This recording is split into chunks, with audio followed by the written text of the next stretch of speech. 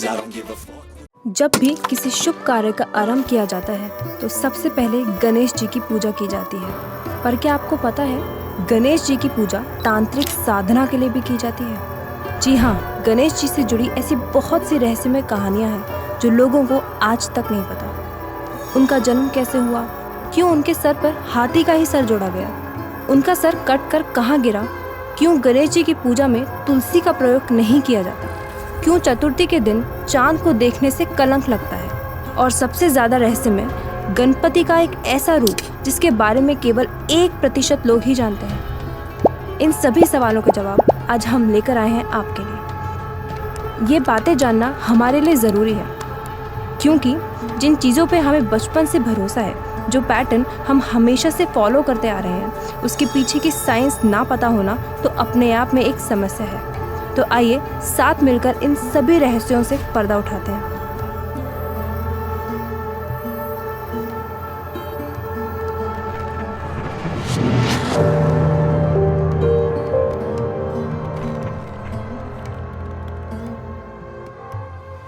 शिव पुराण में वर्णित कथा के अनुसार भगवान श्री गणेश का जन्म माता पार्वती के मैल से हुआ था। ऐसा माना जाता है कि एक बार माता पार्वती स्नान करने जा रही थीं, तो उन्होंने नंदी जी को द्वार पर पहरेदारी करने को कहा ताकि कोई भी अंदर ना आ सके। कुछ देर बाद ही भगवान शिव वहां आ पहुंचे और उन्होंने नंदी को वहां खड़ा पाया। भोलेनाथ के प्रति अपनी वफादारी के कारण नंदी जी उन्हें अंदर जाने से नहीं रोक पाए। इस घटना से देवी पार्वती ने मन ही मन ठान लिया कि जिस तरह नंदी जी भगवान शिव के प्रति वफादार हैं, ठीक उसी तरह उन्हें भी कोई ऐसा चाहिए जो उनके प्रति वफादार रहे। और तभी माता पार्वती ने अपने लिए एक रक्षक बनाने का निर्णय लिया। कहा जाता है कि माता पार्वती ने अपने शरीर पर हल्दी का उपटन लगाया, जिसे उतारने के बाद उसे इकट्ठा करके उन्होंने एक इंसान रूपी पुतला बना दिया और उसमें प्राण डाल दिए और उसे अपना बेटा मानकर उसका नाम गणेश रख दिया। तो इस तरह से हुआ था जन्म भगवान श्री गणेश का। परंतु जब ये सब हुआ उस समय भगवान शिव कैलाश पर उपस्थित नहीं थे, इसलिए माता पार्वती ने गणेश जी को आदेश दिया कि उन्हें घर की पहरेदारी करनी होगी क्योंकि वे स्नान करने जा रही हैं। गणेश जी को ये आदेश मिला था कि जब तक माता पार्वती स्नान कर रही हो घर के अंदर कोई ना आ पाए।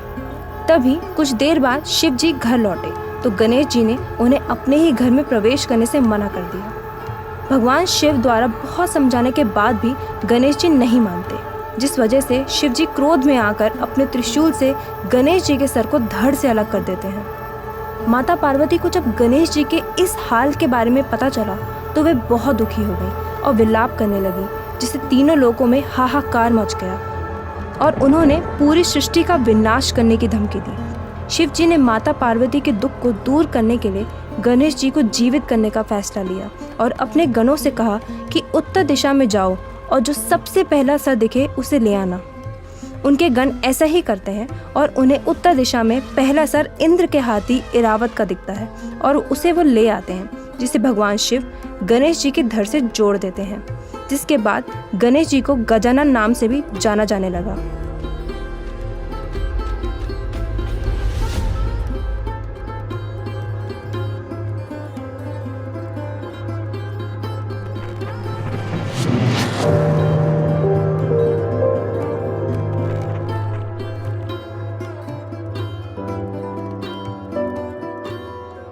गणेश जी के गजमुखी अवतार के बारे में तो हमें पता चल गया कि कैसे उनका सर धड़ से अलग हो गया था। माता पार्वती और अन्य देवताओं के कहने पर शिव जी ने गज यानी हाथी का सर गणपति के धड़ से जोड़ दिया था। पर ये कोई नहीं जानता कि उनका सर धड़ से अलग होने के बाद कहाँ गिरा और आज के समय पर वो जगह कहाँ है और वहाँ क्या है। धर्मज्ञों की माने तो भगवान गणेश का असली सर धड़ से अलग होने के बाद शिव जी उनका मस्तक एक गुफा में रख देते हैं। जिस गुफा में भगवान गणेश का सर रखा गया उसको पाताल भुवनेश्वर गुफा के नाम से जाना जाता है। इस गुफा में विराजित गणेश जी की एक मूर्ति भी है जिसको आदि गणेश भी कहा जाता है।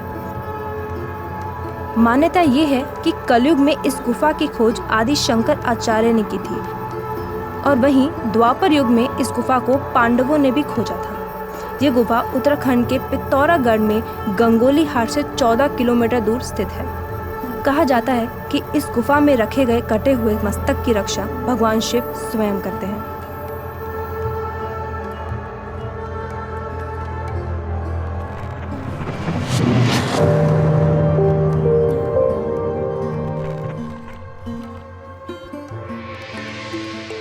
गणेश जी की जब भी आरती होती है तो हमेशा एक दांत का जिक्र जरूर होता है। पर क्या आप गणेश जी की एक दांत के पीछे की कहानी जानते हैं?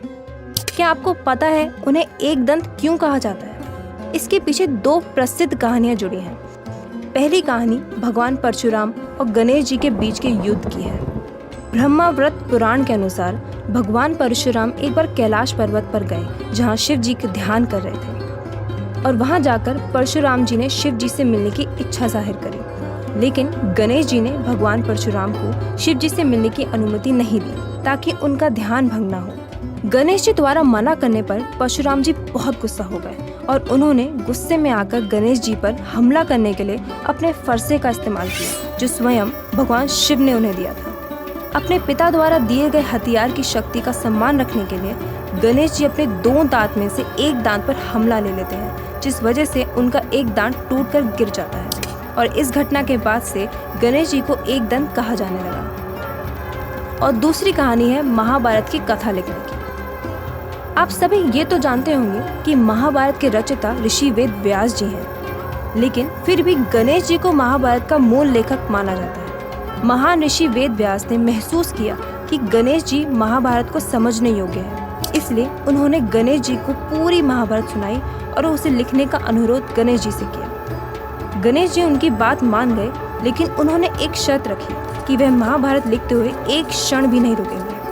कहा जाता है कि महाभारत को लिखते लिखते जब बीच में पंख वाला कलम टूट गया तो गणेश जी ने अपने एक दांत तोड़ लिया और बाकी महाभारत लिखने के लिए उसका इस्तेमाल किया। ये भी एक वजह है कि उन्हें एक दंत कहा जाता है।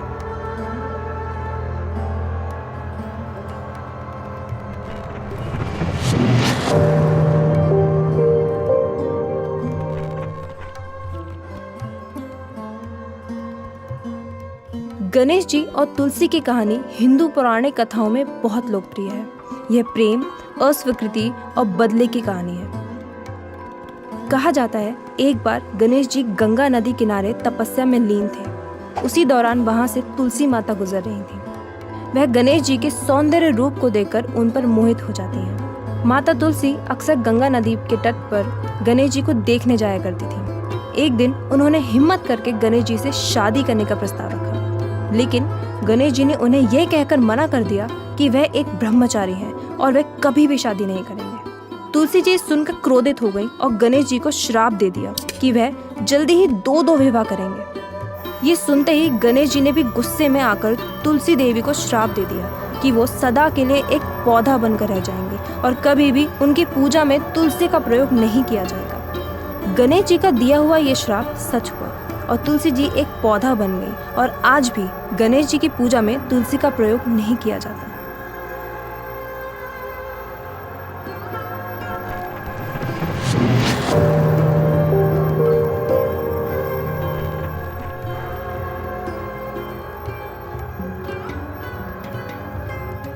दक्षिण भारत में माना जाता है कि गणेश जी एक ब्रह्मचारी थे, लेकिन मान्यता ये भी है कि गणेश जी का विवाह 2 जुड़वा बहनों रिद्धि और सिद्धि से हुआ था। इसके पीछे भी एक बहुत दिलचस्प कथा है। जैसे कि हमने आपको बताया कि तुलसी देवी ने गणेश जी को श्राप दिया था कि वो कभी भी ब्रह्मचारी नहीं रहेंगे और उनके 2 विवाह होंगे। अब जैसे जैसे साल बीतते गए, गणेश जी का विवाह करने का मन करने लगा, लेकिन उनके हाथी का सर और एक दांत की वजह से कोई भी कन्या उनसे विवाह नहीं करना चाहती थी, जिसकी वजह से गणेश जी निराश रहने लगे और सोचने लगे कि जब उनका विवाह नहीं हो पा रहा तो बाकी देवताओं का विवाह वो कैसे होने दे सकते हैं। जिस वजह से वे अपने मूषक के साथ मिलकर हर विवाह में विघ्न डालने लगे। सभी देवता इस बात से दुखी होकर अपनी समस्या शिव जी के पास लेकर गए और उसे सुनकर शिव जी ने कहा कि इस समस्या का हल केवल ब्रह्मा जी के पास है। ब्रह्मा जी ने अपनी योग की शक्ति से 2 पुत्रियां उत्पन्न करी, रिद्धि और सिद्धि। ब्रह्मा जी ने गणेश जी को कहा कि वो इन्हें शिक्षा दें और गणेश जी उनकी बात मान गए। अब जब जब किसी का विवाह होता, रिद्धि सिद्धि गणेश जी का ध्यान भटका देती ताकि विवाह संपन्न हो सके। जब ये बात गणेश जी को पता चली तो वे क्रोधित होकर उन्हें श्राप देने लगे, लेकिन उसी समय ब्रह्मा जी वहां आकर उन्हें श्राप देने से रोक देते हैं और रिद्धि सिद्धि का विवाह गणेश जी से करवा देते हैं। रिद्धि, जिन्हें समृद्धि की देवी कहा जाता है, और सिद्धि, जिन्हें बुद्धिमत्ता की देवी कहा जाता है, उन्होंने गणेश जी को 2 पुत्र भी दिए जिनका नाम शुभ और लाभ था।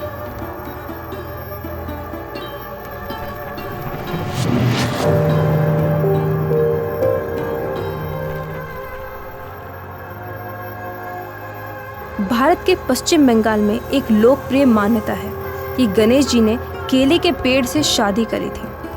कहानी ये है कि एक दिन माता पार्वती काफी सारा भोजन खा रही थी। ये देख गणेश जी ने उनसे पूछा कि वे इतना भोजन क्यों खा रही हैं।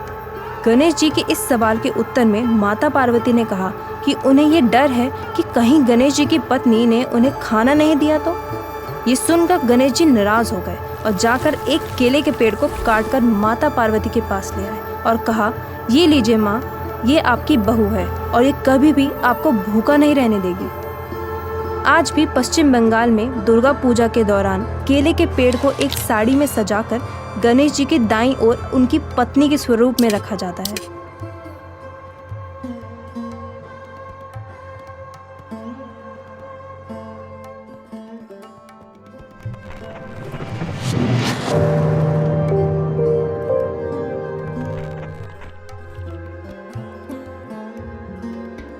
क्या आपको पता है, गणेश चतुर्थी के दिन चांद को देखने से मना किया जाता है। पौराणिक कथाओं के अनुसार एक बार गणेश जी अपने मूषक पर सवार होकर रात में कैलाश पर्वत जा रहे थे। तभी उनके स्वरूप और मोटे पेट को देखकर चंद्रमा जोर जोर से हंसने लगे। ये देखकर गणेश जी को क्रोध आ गया और उन्होंने चंद्रमा को श्राप दे दिया कि तुम्हें अपने स्वरूप पर बहुत अभिमान है ना, जाओ, आज के बाद तुम्हारे पास चांदनी नहीं रहेगी। और उसी समय चंद्रमा चांदनी विहीन हो गए। तभी चंद्रमा को अपनी गलती का एहसास हुआ और उन्होंने भगवान गणेश से अपनी गलती की क्षमा मांगी। भगवान गणेश ने उन्हें क्षमा तो कर दिया और चांदनी लौटा दी, परंतु साथ ये भी कह दिया कि चतुर्थी की रात जो भी तुम्हारी तरफ देखेगा उस पर एक झूठा कलंक लग जाएगा जो निश्चित ही उस व्यक्ति के हित में नहीं होगा। माना जाता है कि इसी कारण गणेश चतुर्थी के दिन चांद को नहीं देखा जाता।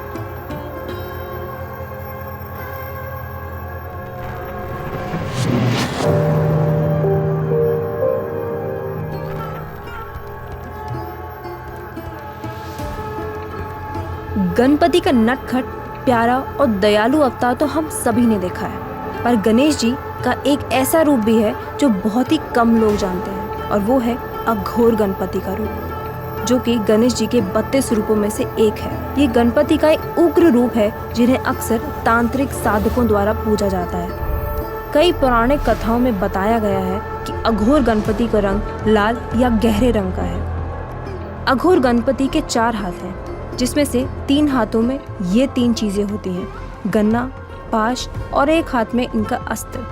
और इनके साथ बैठी होती हैं एक नेकेड गॉडेस, जिनके ऊपर अघोर गणपति का 4था हाथ होता है। अघोर गणपति को जन्म और मृत्यु के देवता के रूप में पूजा जाता है। वो सृष्टि और प्रलय दोनों के लिए जिम्मेदार है। क्या आप गणपति के इस रूप को जानते थे? गणेश जी से जुड़ी ऐसी बहुत सी कहानियां हैं जिन्हें एक ही वीडियो में समेट पाना बहुत मुश्किल है। अगर आप उन रहस्यमय कहानियों के बारे में जानना चाहते हैं तो हमें कमेंट करके ज़रूर बताइएगा। हम इस पर पार्ट 2 लेकर ज़रूर आएंगे।